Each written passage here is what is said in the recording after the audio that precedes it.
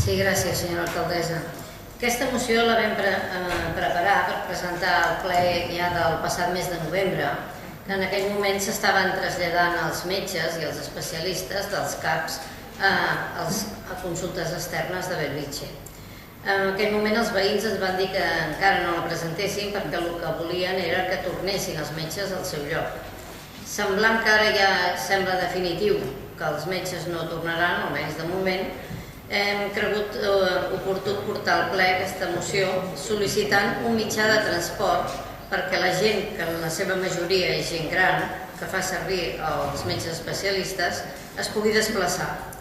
És per aquest motiu que demanem que mentre duri la situació actual, el Ayuntamiento solicite a Transports Metropolitans de Barcelona que estudie la posibilidad de un servicio de autobús lanzadera que, sin suponer ningún coste para el Ayuntamiento, haga la ruta desde la Puerta de los Camps de Amadeo Torner y de Rambla Marina hasta consultas externas del Hospital de Bellvitge en horario de visitas, facilitando así el desplazamiento de los usuarios. Gracias.